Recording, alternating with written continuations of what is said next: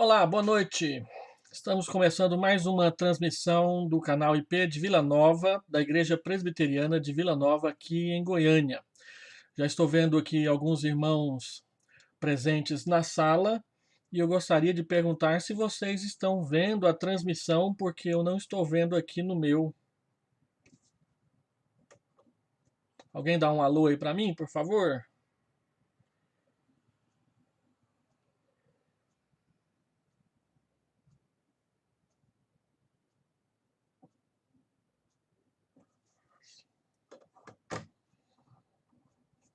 Muito bem, parece que agora funcionou. Tinha dado um problema aqui no meu, mas agora está aparecendo. Vamos começar com uma devocional. Nossos irmãos do Ministério de Música prepararam uma canção e eu espero que hoje ela funcione e não aconteça como na semana passada. Só um minutinho aqui.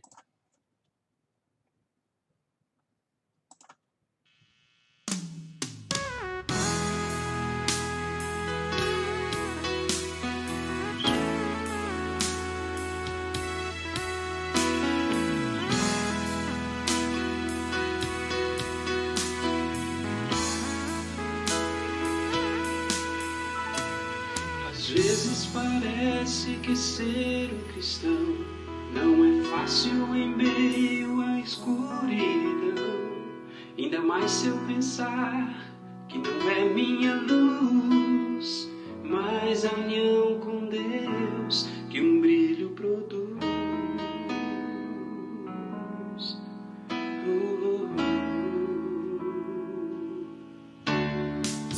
E às vezes parece difícil entender que o cristão é exemplo mesmo sem querer. E por isso mesmo eu preciso orar para que Deus me ilumine e assim eu possa brilhar. Senhor, eu quero brilhar por Ti quando o mundo se apagar. Eu quero que através da minha vida alguém possa Te enxergar. Faze com que mesmo sem palavras eu fale do Teu amor. Eu quero brilhar por Ti, brilhar onde quer que for.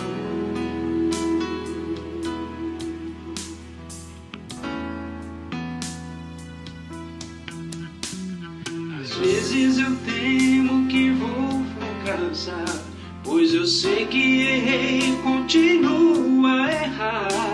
Mas se a minha luz parece extinguir, meu Deus, me dá força pra prosseguir.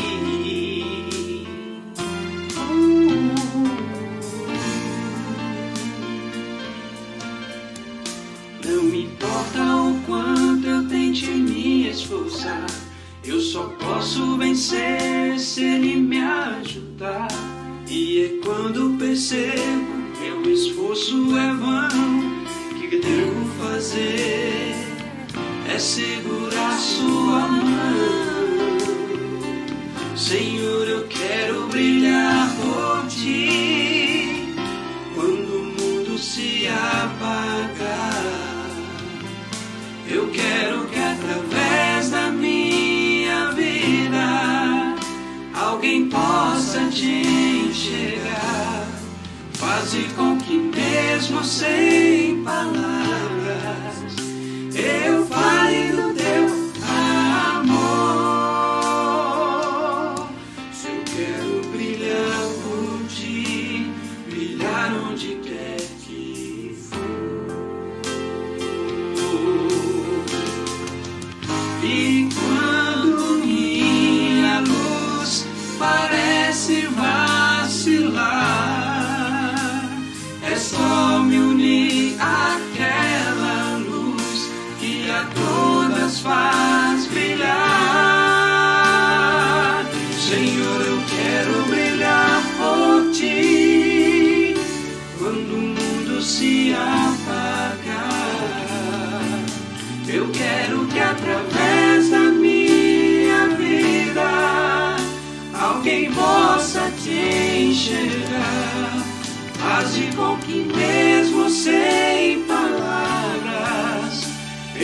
vale do teu amor. Eu quero brilhar por ti, brilhar onde quer que for. Eu quero brilhar por ti, brilhar onde quer que for.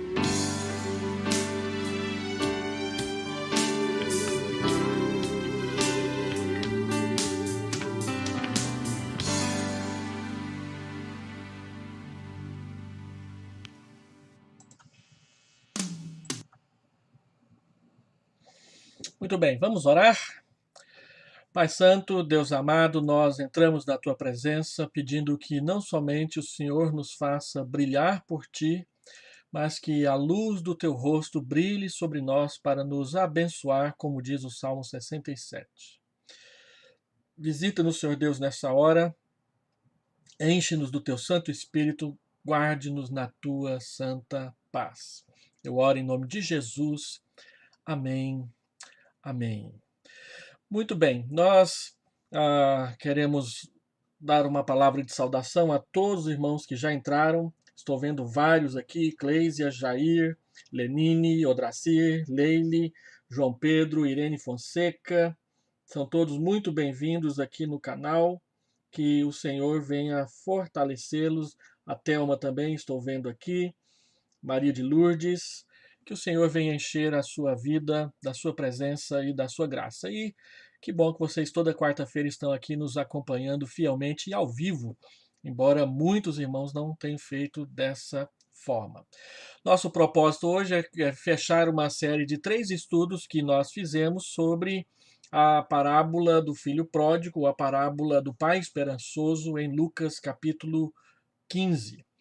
E é importante nós pensarmos nessa parábola como uma parábola que fala a respeito de qual que é o sentimento de Deus a respeito da nossa salvação e também como que Deus é o principal exemplo de paternidade cristã para todos nós que somos pais e cabeças de família aqui na nossa igreja. Eu quero convidá-lo a ler comigo mais uma vez o texto de Lucas capítulo 15, abrindo a sua Bíblia aí na parábola. Continuou: certo homem tinha 2 filhos, o mais moço deles disse ao pai: Pai, dá-me a parte dos bens que me cabe, e ele lhes repartiu os haveres. Passados não muitos dias, o filho mais moço, juntando tudo o que era seu, partiu para uma terra distante e lá dissipou todos os seus bens, vivendo dissolutamente. Depois de ter consumido tudo, sobreveio àquele país uma grande fome. E ele começou a passar necessidade, então ele foi e se agregou a um dos cidadãos daquela terra, e este o mandou para os seus campos a guardar porcos. Ali desejava ele fartar-se das alfarrobas que os porcos comiam, mas ninguém lhe dava nada. Então, caindo em si, disse: Quantos trabalhadores de meu pai têm pão com fartura, e eu aqui morro de fome? Levantar-me-ei e irei ter com meu pai, e lhe direi: Pai, pequei contra o céu e diante de ti, já não sou digno de ser chamado teu filho, trata-me como um dos teus trabalhadores. E levantando-se, foi para seu pai. Vinha ele ainda longe, quando seu pai o avistou e, compadecido dele, correndo, o abraçou e beijou. E o filho lhe disse: Pai, pequei contra o céu e diante de ti, já não sou digno de ser chamado teu filho. O pai, porém, disse aos seus servos: Trazei depressa a melhor roupa, vestiu. Ponde-lhe um adão no dedo e sandálias nos pés. Trazei também e matai o novilho cevado. Comamos e regozijemo-nos, porque este meu filho estava morto e reviveu, estava perdido e foi achado. E começaram a regozijar-se. Ora, o filho mais velho estivera no campo, e quando voltava, ao aproximar-se da casa, ouviu a música e as danças, e chamou um dos criados e perguntou-lhe que era aquilo. E ele informou: Veio teu irmão e teu pai mandou matar o novilho cevado, porque o recuperou com saúde. Ele se indignou e não queria entrar. Saindo, porém, o pai procurava conciliá-lo. Mas ele respondeu a seu pai: Há tantos anos que te sirvo sem jamais transgredir uma ordem tua, e nunca me deste um cabrito sequer para alegrar-me com os meus amigos. Vindo, porém, esse teu filho que desperdiçou os teus bens com meretrizes, tu mandaste matar para ele o novilho cevado. E então lhe respondeu o pai: Meu filho, tu sempre estás comigo, tudo que é meu é teu. Entretanto, era preciso que nos regozijássemos e nos alegrássemos, porque esse teu irmão estava morto e reviveu, estava perdido e foi achado. Esse teu irmão estava morto e reviveu, estava perdido e foi achado. Que Deus abençoe a leitura da sua palavra. Este pai aqui no texto, ele é muito parecido com a maioria dos pais do nosso tempo. Ele tinha apenas 2 filhos, como a maioria das famílias brasileiras hoje em dia. Certamente vivia preocupado com as descombinações entre eles, provavelmente não eram tão diferentes e tão longe na idade um do outro. Não era um muito mais velho e o outro muito mais novo, pelo menos a história transparece que não eram tão distantes em idade um do outro. E ele procurava criá-los num bom caminho. O texto fala de um deles que foi recuperado, ou seja, que retornou ao bom caminho, à família, à casa do seu pai. Mas há algo que me chama muito a atenção nessa história, especialmente na figura desse pai dessa história que o Senhor Jesus conta para nós. Vamos só recapitular aqui uma parábola. Ela pode ser uma história verdadeira, genuína e até verídica que aconteceu e foi tomada como exemplo para apresentar um ensinamento que o Senhor Jesus queria mostrar. É uma história muito possível e é exatamente essa a razão porque as parábolas de Jesus, elas nos tocam tanto e tão profundamente, porque elas são construídas em cima de fatos que podem muito bem acontecer conosco mesmos ou com outras pessoas, ou até fatos que nós já tenhamos ouvido falar ou tenhamos participado de forma indireta na vida de outras famílias, de outras pessoas. O Senhor Jesus pega figuras e imagens e situações do dia a dia, do corriqueiro, do cotidiano, e ele então mostra como que as coisas que acontecem ao nosso redor, elas são tão práticas, e ele mostra isso contando essas histórias para cada um de nós. Segunda, segundo fato que eu gostaria de chamar a atenção dos irmãos é para o título que eu estou dando para essa exposição, que é o Pai Esperançoso. Nós olhamos para essa frase, o Pai Esperançoso, e achamos que ela não combina com Deus, porque esperança na nossa mente tem a ver com expectativas, com coisas que a gente talvez, quem sabe, é nosso desejo que aconteça, mas no contexto bíblico, esperança em nenhum momento tem a ver simplesmente com a ideia de expectativa. Esperança, ela tem a ver com uma fé que é depositada em algo sólido e que é certo. A nossa esperança da volta de Cristo não é simplesmente uma expectativa de quem sabe, talvez, se Deus vai fazer isso acontecer. Não. A nossa esperança, ela é uma convicção de que aquele que prometeu voltar, voltará. Então, quando nós olhamos essa história de um pai esperançoso, ele tem esperança de que o seu filho volte por causa de tudo que ensinou para ele. Pelo menos parece para mim que esse é o rumo da história. O foco da parábola não está na figura do filho que se perdeu e partiu, ou partiu e se perdeu, e no outro que ficou e ficou tão perdido dentro de casa. Mas o foco, ele está na figura do pai esperançoso, assim como nas duas parábolas anteriores, o foco está não na dracma que se perdeu, mas na mulher que procurou a sua dracma o dia todo e festejou com as suas amigas tê-la encontrado. E o foco está na figura não da ovelha que se perdeu, mas do pastor, sim, que saiu em busca dela e procurou a sua ovelha até encontrá-la para, enfim, trazê-la nos braços para o redil, para o aprisco novamente.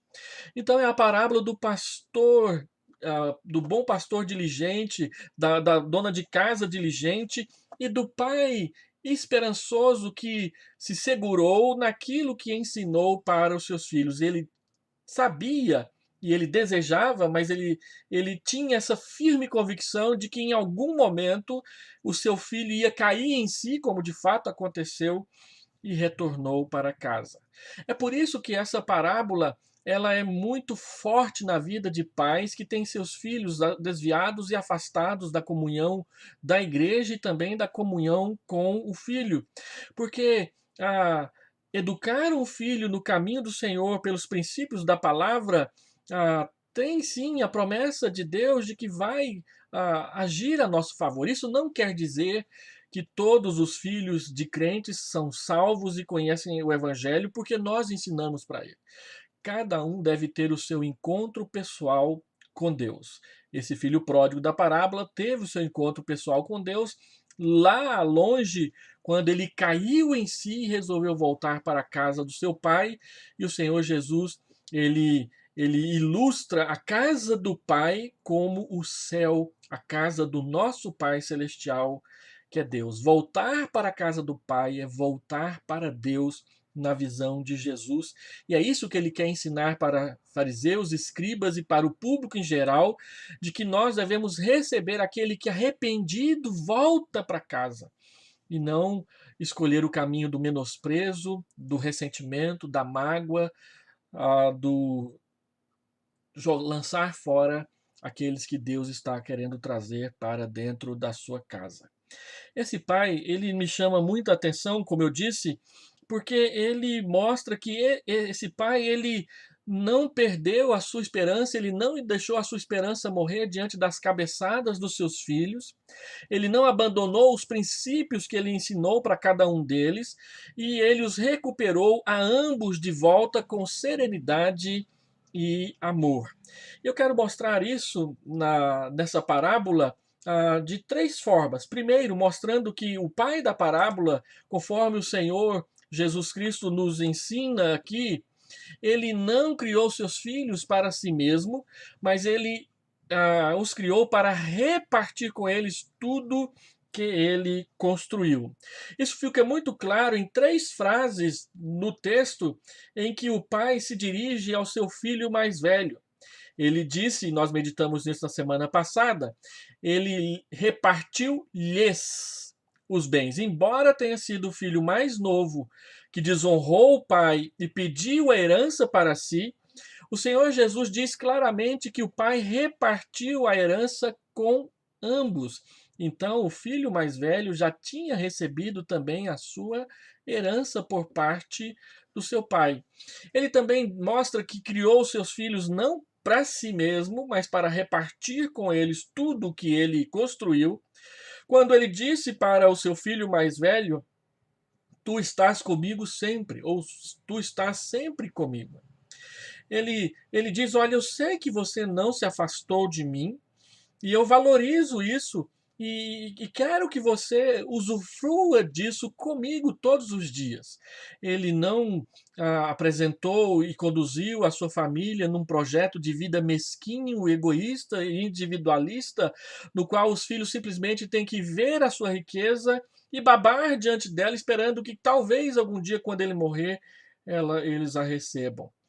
Não, ele constrói o seu patrimônio, ele constrói os seus relacionamentos e a sua vida para viver com eles, para usufruir com eles, não para simplesmente proibir ter uma vida ruim ao lado dos seus filhos. Nós construímos a nossa família para repartir, e pais e mães cristãos têm que aprender isso cedo, no começo da sua vida de paternidade, maternidade, porque eles não estão criando os filhos como posses suas. Eles estão criando seus filhos para Deus, acima de tudo. Por isso ele diz para o seu filho: tudo o que é meu é teu. Ele não está fazendo aqui uma separação em que os filhos simplesmente têm que obedecer e não vão usufruir de nada.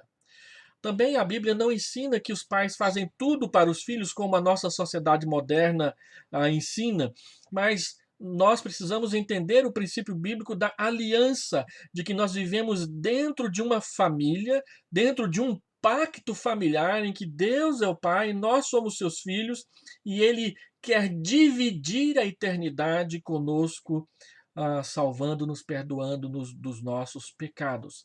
Assim também pais precisam sempre entender que tudo o que fazem pelo trabalho das suas mãos é para repartir com os filhos. E nós vivemos uma época em que muitos casais jovens vivem uma vida muito egoísta, muito voltadas para si mesmo, não querem ter filhos porque acham que filhos vêm para atrapalhar, para empobrecer, para não permitir que eles façam aquela viagem maravilhosa para a Europa que sempre desejaram.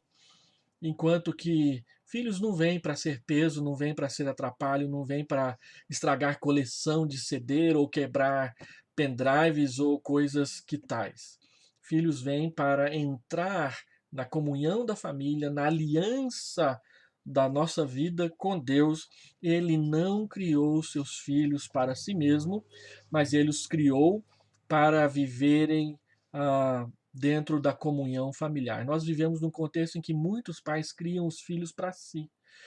E aí, logo quando os filhos crescem, eles querem escolher tudo na vida dos filhos. Querem escolher qual a profissão que eles vão ter, querem escolher com qual moça ou com qual rapaz eles vão se casar e querem controlar, tutoriar ou tutelar a vida dos filhos para sempre. Porque na visão de muitos pais, os filhos nunca crescem, nunca se tornam adultos. Não é o caso do pai da parábola que o Senhor Jesus está contando. Ele criou os filhos não para ser dono deles, mas para repartir a vida familiar em comunhão dentro da aliança do povo de Deus. Tudo que é meu é teu.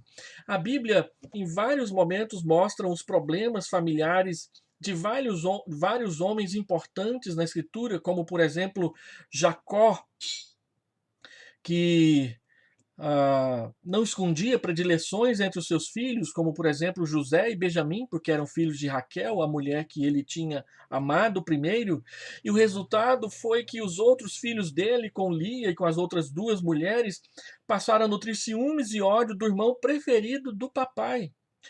O pai da parábola que nós lemos, ele construiu para repartir com os filhos. Muitos pais fracassam porque não sabem repartir.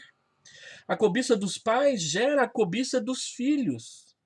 Aquilo que plantamos, acabamos por colher no caráter dos nossos próprios filhos. Porque, conforme disse um certo provérbio popular, a fruta não cai muito longe da árvore. Muitos dos erros que nós criticamos dos nossos filhos, nós cometemos primeiro diante dos olhos deles.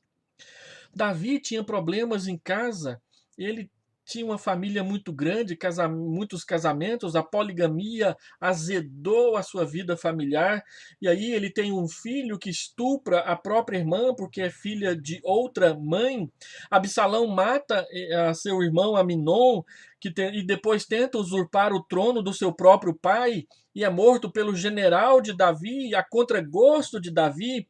Adonias cobiçava o trono, e também a moça que cuidava do pai, e Salomão então mata Adonias. A Bíblia diz que os pais devem evitar provocar os seus filhos à ira, Colossenses capítulo 3, versículo 12, mas nós acompanhamos muitas famílias em que os pais provocam seus filhos à ira por puro ciúme, por puro desejo e gosto de querer ser dono deles. Enquanto que nós não somos donos dos nossos filhos, nós somos mordomos de Deus na criação deles, porque no final das contas, nossos filhos são filhos de Deus e nós cuidamos deles até chegar a hora certa. A inoperância de Davi criou uma bomba chamada bomba ódio no caso de seu filho Absalão. Aqui na história que nós estamos trabalhando, o filho menor desonra o seu pai com seu pedido de herança e quebra o quarto mandamento. Herança deve ser repartida quando os pais morrem, não nós devemos matar os nossos pais para receber a sua herança. Em 1995, Nessa época eu assinava a revista Isto É, e numa das edições que chegou na minha casa, a revista fez uma longa reportagem sobre a briga judicial entre os filhos do senador aposentado Adhemar de Barros, que foi um senador pelo estado de São Paulo muito famoso no Brasil na época, ah, antes da ditadura e durante a ditadura, mas alguns talvez não saibam, Adhemar de Barros é o dono da fábrica de chocolates Lacta, a criadora do bombom Sonho de Valsa. E em 1995, seus filhos estavam lutando na justiça para impedir juridicamente o pai, a fim de tomarem conta do seu patrimônio, incluindo a fábrica de chocolates Lacta, e vender tudo para usufruir do dinheiro. Pelo menos é o que foi noticiado naquela época. Só para você entender a repercussão e a questão dessa briga toda, naquela mesma época, uma revista havia divulgado uma pesquisa perguntando para os brasileiros quais eram as 10 coisas que os brasileiros mais gostavam. O bombom Sonho de Valsa ficou em 8º lugar. Uma das 10 coisas que o brasileiro mais gostava incluía o bombom Sonho de Valsa.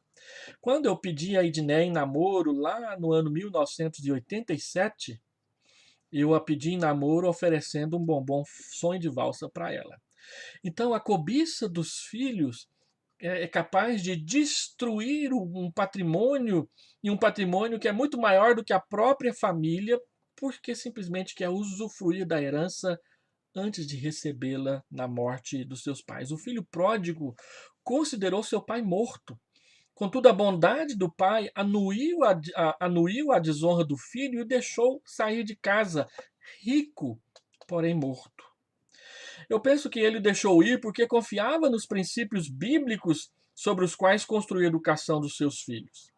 Ele não criou seus filhos para si mesmo, mas os criou para aprenderem a andar com Deus, andando com Ele dentro da vida familiar.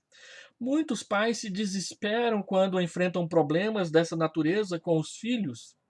E a razão é porque talvez não tem princípio algum para nortear suas posturas com os filhos.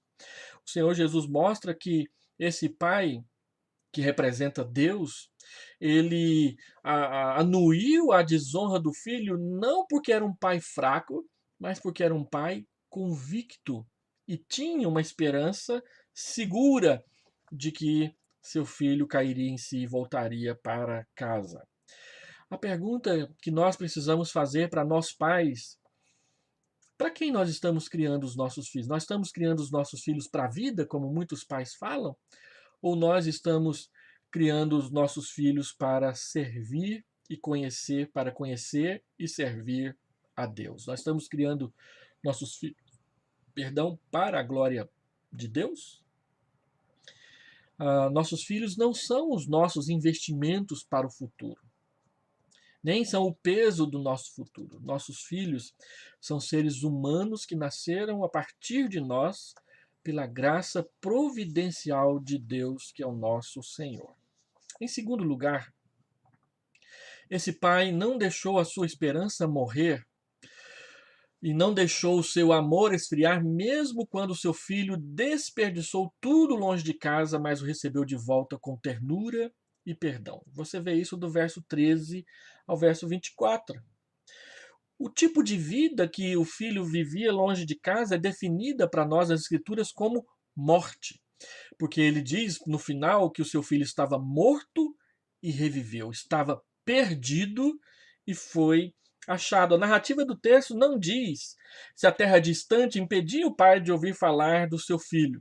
E tudo o que é dito a respeito do filho pródigo, pródigo quer dizer perdulário, gastador, esbanjador, tudo o que o texto diz a respeito da vida que esse menino levava, ou que esse moço levava fora de casa, era exatamente para reforçar o tamanho da vitória que o seu pai vai ter no final da história.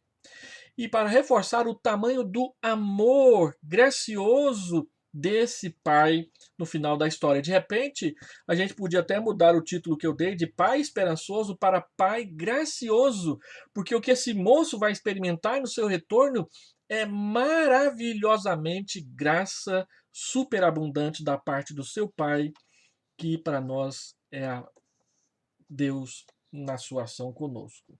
A cobiça leva à morte. Tiago fala isso, capítulo 1, verso 13 a 15. O que esse filho fez? Nós já vimos isso no primeiro estudo: dissipou os bens, viveu vida dissoluta, passou necessidade, guardou porcos, caiu em si e resolveu voltar para casa.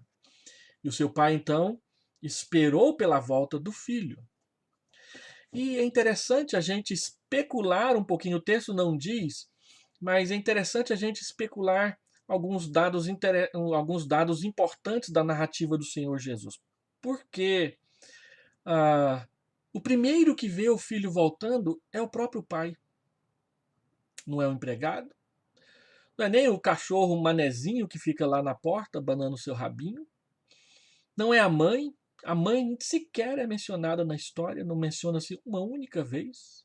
Não é o filho mais velho, é o próprio pai. Ele é o primeiro a ver o seu filho voltando, o que mostra para nós que ele estava atento ao portão, à estrada além do portão, ao caminho que era feito para chegar até a sua casa, assim como Deus está atento a tudo que acontece conosco quando estamos afastados dele. Ele não dispersa o seu olhar e a sua atenção, não dormita aquele que te guarda, diz o Salmo 121. É o Pai. Então, olha como que o Pai pratica o seu amor gracioso para com o filho. Ele o avistou de longe, já idoso, ele o avista de longe. É ele quem o vê, e ele o vê exatamente porque esperava a sua volta. Sua compaixão moveu ao encontro. O texto diz que ele vai correndo. A desilusão, a mágoa, o passar do tempo não destruíram a saudade, a esperança e o amor paternal. Ele o abraçou. E a palavra usada no texto original grego para abraçar é abraçar forte, agarrando ao pescoço. A palavra tem o sentido de dar um beijo forte, um beijo de amor. Aquele beijo seguro. Nós vivemos numa cultura em que homens não gostam de se beijar, mas em muitos lares há esse tipo de carinho entre pais e filhos. E é isso que a Bíblia está ressaltando aqui, que o amor de Deus por nós, ele não é só gracioso, esperançoso, ele é amoroso. Ele o abraça amorosamente, não como quem quer dar aquele abraço de urso ou aquele abraço de tamanduá, que é horrível e poucos sobrevivem, mas é um abraço de um pai que tem saudade e quer mostrar graciosamente o seu amor para com aquele que, arrependido, voltou para casa. Uma atitude assim só é possível quando se enxerga a família no contexto da aliança e da graça de Deus. A promessa que sustenta os princípios de educação das crianças são baseadas, segundo a Escritura, na aliança e na graça de Deus. E nós pais de família, precisamos conhecer a doutrina da graça e o pacto da graça nas Escrituras para, por ele, educar os nossos filhos, especialmente os filhos pequenos. Deus prometeu ser o nosso Deus e Deus dos nossos filhos. É nessa perspectiva que devemos aplicar os princípios bíblicos em nossa casa para com as nossas famílias. Observe aí no texto que o pai, ele retribui a desonra do filho com a honra do perdão gracioso. No reencontro, ele exerce o seu amor de pai com alegria e graciosamente. E ele retribui a desonra do filho com a honra do perdão gracioso. O que o perdão gracioso trouxe para esse filho? Primeiro, lhe devolve a dignidade de filho. O pai não aceita, em momento algum, tratá-lo como empregado da casa. O filho preparou um discurso e o pai deixou ele dizer só a metade: não sou digno de ser chamado teu filho. O que ele preparou para dizer depois disso, o pai não ouviu. Porque tampou o que era desonroso pela honra do perdão gracioso. Ele fez com o seu filho o oposto do que o seu filho fez com ele. Ele então mostra o seu perdão gracioso lhe dando roupas novas, colocando o anel da família no seu dedo, sandálias novas nos pés, festeja publicamente com a família e com os vizinhos e com os empregados a volta do filho que o desonrou, mas ele está vivendo o perdão e a graça e não o ressentimento, a mágoa, e a competição por saber quem manda mais dentro da família. Ele recupera o seu filho, recuperar aqui no texto equivale ao que a Bíblia chama de novo nascimento. E ele celebra a salvação, o arrependimento e a salvação do seu filho que estava morto e reviveu, estava perdido e agora foi achado. Ele não diz que ele se encontrou, ele diz que ele foi achado, assim como a dracma foi achada, assim como a ovelha perdida foi achada, nós, pecadores perdidos, somos achados pelo amor de Deus que vem ao nosso encontro, porque Deus prova o seu próprio amor para conosco pelo fato de ter Cristo morrido por nós, sendo nós ainda pecadores. Porque Deus amou de tal maneira o mundo que deu o seu Filho unigênito para que todo que nele crê não pereça, mas tenha a vida eterna. E há maior júbilo no céu por um pecador que se arrepende do que por 99 que não precisam de perdão. Culto de ceia, quando tem batismo e pública profissão de fé, a gente pode ter certeza que no céu tem festa. Porque é assim que a Bíblia diz. Quando alguém se arrepende e entrega a sua vida publicamente para Deus, Deus festeja no céu essa vitória. Então, em terceiro e último lugar, o pai, ele não permitiu que os fatos tristes da vida dividissem a sua família, mas foi conciliador. É ele que sai em busca do filho mais velho ressentido, o seu primogênito. Assim como foi ele que viu o filho mais novo vindo longe, ele foi encontrar-se com o mais novo arrependido e ele foi encontrar-se com o mais velho ressentido. E em ambos os casos, a sua abordagem é trazê-las para perto de si, o pai, para dentro da família, para dentro da comunhão. Fiel é Deus, pelo qual fostes chamados à comunhão de seu Filho Jesus Cristo. 1 Coríntios capítulo 1, versículo 9.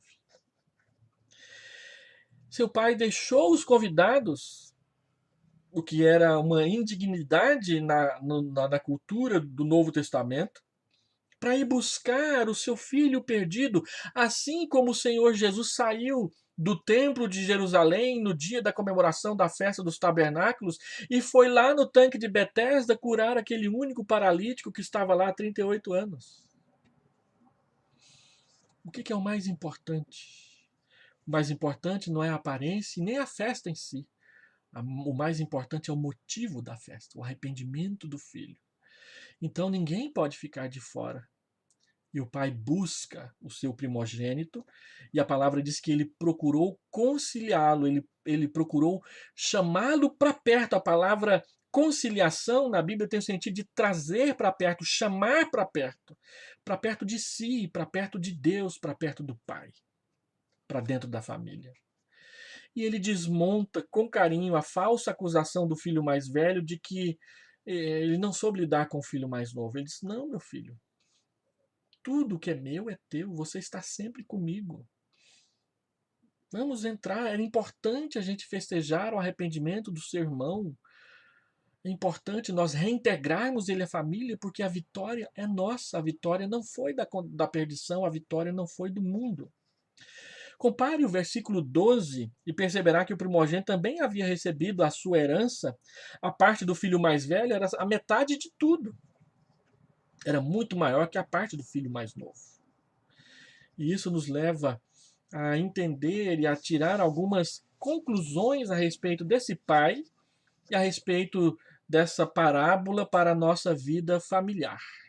Primeiro, a parábola nos ensina que o valor da paternidade não está na subserviência da prole, mas na construção de um companheirismo familiar, tu estás sempre comigo.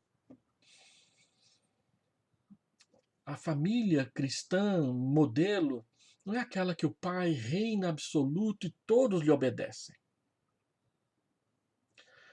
O modelo da família cristã é aquela que todos reconhecem a liderança do pai porque o amam. E o amam porque ele é o pai que lidera e que cuida. E o faz amorosamente e o faz carinhosamente. É claro que nós temos os nossos embates familiares em que, em alguns momentos, porque todos nós somos pecadores, a autoridade do pai precisa ser afirmada e reafirmada diante da desobediência dos filhos. Isso é assunto para outro estudo bíblico. Mas o que se espera e o que se ensina é que a vida familiar dentro de um lar cristão não seja marcado pela violência, pela briga, pela divisão, mas seja marcada pela comunhão, pela coparticipação e pela cooperação de todos dentro da vida familiar. E são os pais que ensinam isso para os filhos, não são os filhos que aprendem sozinhos para praticar depois com os pais. Para manter a nossa liderança, muitas e tantas vezes nos tornamos generais e nos esquecemos que somos simplesmente pais que devem amar os filhos e criá-los para Deus e que querem ser amados e admirados pelos filhos. Segundo, o amor familiar não pode morrer com as desilusões, mas deve ser guardado vivo para renascer no reencontro promovido pelo perdão e pelo arrependimento. Quantas famílias secaram-se por dentro por causa de desilusões com filhos dentro de casa? Filhos desobedientes, filhos que se afastaram da verdade. E aqui não entro no mérito da questão de qual foi o erro que você ou eu cometemos nessas horas. Mas muitas famílias sofrem e muitas famílias, em vez de se voltarem para Deus, para continuarem servindo a Deus e em esperança, aguardarem que tudo aquilo que foi ensinado para as crianças na sua idade pequena volte à memória quando eles, afastados de Deus, caírem em si. Meus irmãos, nós não podemos menosprezar aquilo que o Senhor Jesus diz quando fala que quando o Espírito Santo vier, ele nos fará lembrar de todas as coisas que ele ensinou. Se nós ensinamos a verdade para os nossos filhos, o Espírito Santo, no momento que ele achar apropriado e oportuno, ele trará a memória e usará para fazer cair em si aquele que se afastou do ambiente da família e do convívio com Deus. Essa é a nossa maior esperança e convicção. E nós podemos nutrir essa convicção por causa dessa parábola. Nós não entendemos e nem cremos que tudo é automático, porque ensinamos a verdade para os nossos filhos, eles então são salvos. Não, é imprudente dogmatizar isso. Nós sabemos que muitas famílias são divididas por causa do Evangelho e que muitas pessoas dentro de famílias cristãs não conheceram Jesus e por isso se afastaram porque não o conheciam. Agora, essa parábola e o pacto da graça são incentivos que Deus revelou para nós mantermos viva a nossa esperança e continuarmos amando os nossos filhos até o fim. Não amando de forma liberal e libertina e aceitando os seus erros dentro dos nossos lares, mas amando-os naquela firmeza serena de que a verdade é a base, é o fundamento em cima do qual nós estamos construindo o nosso lar. E para fazer essa afirmação, temos que conhecer esse fundamento na palma da nossa mão para o Espírito Santo usar na nossa memória. Terceiro, o pai o recebeu porque viu na sua volta a cor do seu arrependimento. A volta do filho representa, ilustra, demonstra o seu arrependimento. Arrependimento não é só um sentimento que se sente e passa. Arrependimento é uma decisão que se toma e que nos traz de volta, porque Converter-se é fazer um giro de 180 graus e voltar no sentido contrário ao que estávamos antes caminhando. Se antes estávamos nos afastando de Deus, agora nós estamos nos reaproximando de Deus por meio do arrependimento e deixando para trás as práticas que não agradam a Deus. E quarto, esse pai não transferiu sua responsabilidade paternal para outros. O pai não pode esquecer, o pai cristão não pode esquecer que ele é o pastor da sua casa. É o pai e não a mãe da parábola que vê o filho chegar e vai ao seu encontro. É o pai que o abraça, é o pai que o beija, é o pai que organiza o churrasco, é ele de novo quem sai à procura do filho mais velho, é ele quem o traz de volta para dentro. O pai nessa parábola exerce a sua posição de cabeça com dignidade, como deve ser, porque é com Deus que nós aprendemos a ser pais dos nossos filhos, porque Deus é o pai de Jesus Cristo e é o nosso Pai celestial. O texto sequer menciona a mãe.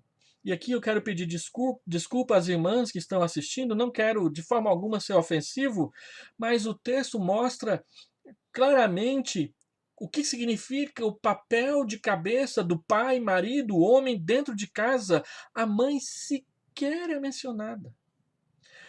Nós sabemos que existe um sermão que roda por aí, de vez em quando um pastor o prega, no Dia das Mães, nesse próprio texto aqui da palavra do filho pródigo. Eu já tive a oportunidade de ouvir esse sermão uma vez, e é um sermão indigno das Escrituras, ainda que ele enaltece a mãe no Dia das Mães. Porque o sermão é mais ou menos assim, baseado na parábola do filho pródigo. O pai esperou seu filho. Imagina a mãe. O pai perdoou o filho. Imagina a mãe. O pai festejou a volta do filho. Imagina a mãe. Irmãos, eu posso imaginar. Mas ela sequer foi mencionada aqui no texto. Não é porque a Bíblia está menosprezando a mulher e tratando a mulher como inferior. É porque a Bíblia está mostrando como deve ser o papel do pai pastor dentro da sua casa. A parábola do filho pródigo ilustra a liderança de um pai cristão como ela deve ser. Não podemos ficar passando para as nossas esposas uma responsabilidade que Deus colocou nas nossas mãos. A liderança espiritual de uma família, ela é responsabilidade do marido, do pai, não da esposa, da mãe. A desculpa de que é porque eu trabalho fora não pega mais. Talvez pegasse lá na década de 70 para trás. Agora não existe mais isso. A Bíblia diz que o pai precisa conduzir a vida espiritual do seu filho. E eu vejo muitos pais conduzindo seus filhos para a pescaria no sábado e no domingo, não para a igreja. Eu vejo muitos pais conduzindo seus filhos para o campo de futebol. Já tive discussões homéricas com pais cristãos, membros de igrejas presbiterianas que no final de semana iam jogar bola e pescar e passear, iam caudasnoviar e não queriam saber do culto cristão. E aí eu pergunto, quando esse filho chegar na idade de 14, 15, 16, 18 anos, por que ele vai querer se tornar membro de uma igreja? Então esse pai aqui da parábola, ele não transferiu responsabilidades que eram suas. Ele as assumiu, ele as enfrentou e ele conduziu a celebração da vitória no final. Sabemos que existem lares onde os maridos não são crentes e que o procedimento das mães é muito importante para a conversão e a santificação dos filhos. Não é desses lares que eu estou tratando aqui. Nós reconhecemos que muitos lares têm suas famílias na igreja por causa da perseverança, da fidelidade das esposas e não do marido. Às vezes até nas questões financeiras, na entrega de dízimos, de ofertas e tudo mais. Mas, para essas esposas, a Bíblia ensina segurança e esperança também nessa parábola. A Bíblia atesta e reconhece isso em 1 Coríntios 7,14. A santidade da mãe crente abençoa o filho e até mesmo o marido não crente. Essa promessa lhe dá segurança. Em 1 Pedro, capítulo 3, 1 a 7, o apóstolo aconselha as irmãs a terem esperança de que seus maridos sejam ganhos para Cristo sem palavra alguma, pelo seu procedimento fiel, honesto e ordeiro dentro da sua própria casa como esposa. Mas é claro que estes textos se referem à esposa que se converteram depois de já estarem casadas. Não está se referindo a casais que entraram juntos e depois um se desviou ou não. Olha, Deus abençoa o ministério de muitas irmãs onde os maridos falham. Mas isso não quer dizer que Deus não deixará de tratar com os maridos que não têm conduzido a sua família da forma correta, da mesma maneira que quando Eva pecou, Deus chamou Adão primeiro para uma conversa. Deus chamou Adão primeiro. As pessoas dizem que nós vivemos numa sociedade machista, mas Deus é muito íntegro e coerente com aquilo que ele revela e ensina na sua palavra. Adão é o cabeça, recebeu essa responsabilidade, essa tarefa, então Adão respondeu primeiro diante de Deus por causa da entrada no pecado no mundo. Assim também nós, maridos, temos de estar conscientes que nós respondemos primeiro pela questão da vida espiritual dos nossos filhos, na presença de Deus, o nosso Pai. Vamos concluir.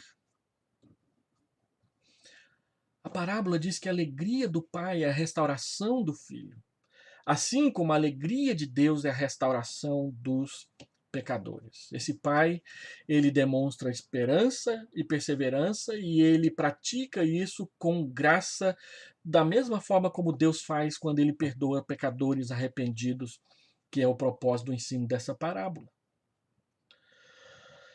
Em Malaquias, capítulo 4, versículo 6, nós lemos que a maldição de Deus nos lares por causa da falta de conversão mútua de pais aos seus filhos e dos filhos a seus pais. Deus havia prometido que Elias viria preparar o caminho de Jesus para converter o coração dos pais aos filhos e dos filhos aos pais. João Batista veio com esse ministério de trazer famílias, pais e filhos, mães e filhas, para uma vida familiar equilibrada e santa na presença de Deus. O texto que nos ensina que então a alegria do Pai está na restauração do pecador e não no processo de disciplina em si. A nossa alegria quando os irmãos pecam na igreja, nós os disciplinamos, não é a disciplina em si, mas é quando eles são restaurados novamente, nós temos a alegria e a oportunidade de comunicar isso para a igreja do Senhor Jesus. A alegria do Pai está na restauração do Filho. Logo entendemos que quando praticamos o perdão com nossos filhos em casa, nós compartilhamos da paternidade de Deus e de seu amor pelos pecadores. Nós somos imitadores de Deus quando fazemos essas coisas. E eu quero então terminar dizendo que nós precisamos orar pelos pais, e nós precisamos orar pelos filhos, e nós precisamos pedir que Deus traga conversão e Deus traga um princípio de vida modelar para dentro das nossas casas.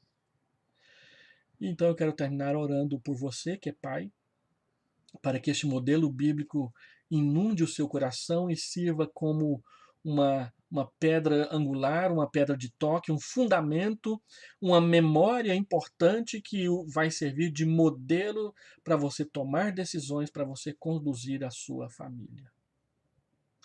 Vamos orar para que Deus mantenha essa história viva na sua cabeça.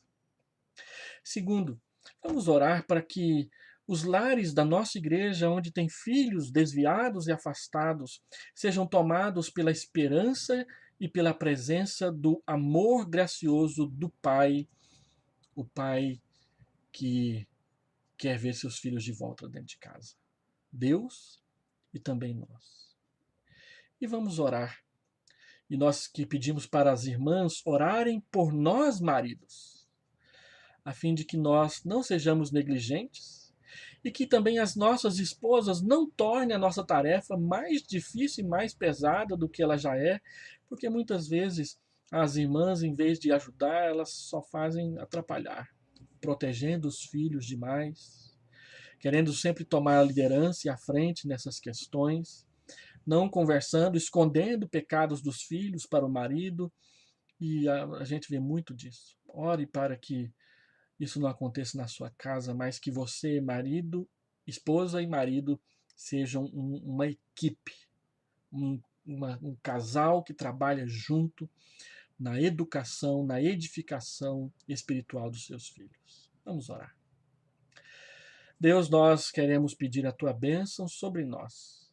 E queremos pedir, assim como cantamos no início dessa apresentação, queremos brilhar por ti, queremos brilhar para ti. Brilha sobre nós para que nós possamos brilhar ao mundo como luzeiros neste mundo. Abençoa cada pai de família, dá-lhe sabedoria, prudência e o apoio, Senhor Deus, da sua esposa naquilo que é correto.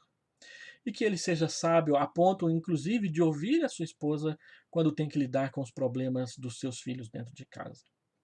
Abençoa os pais que já são mais maduros e que seus filhos já são adultos. Que eles agora usufruam e que eles saibam, pelo seu testemunho, conduzir seus filhos e ser modelo para os seus filhos também na vida adulta deles. Abençoa os pais que estão se tornando pais agora, nesses dias.